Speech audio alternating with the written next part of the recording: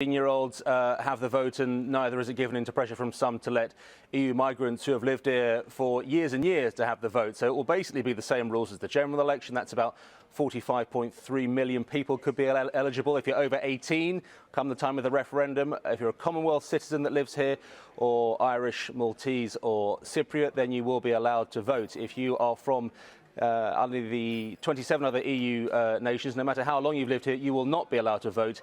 And as I said, the pressure to allow 16-year-olds to vote, as is what happened in the Scottish referendum last year, well, that will not happen.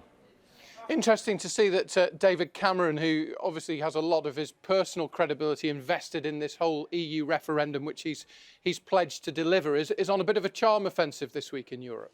Yes, I mean, I think the Prime Minister trying to capitalise on the momentum from that surprise, for many, general election victory, and a real whistle-stop tour of European capitals this week, although it kicks off with a meeting this evening at his country retreat of Chequers, where he meets the most senior civil servant in the European Union, the President of the Commission, Jean-Claude Juncker, a man he very publicly, less than a year ago, tried to prevent getting that job.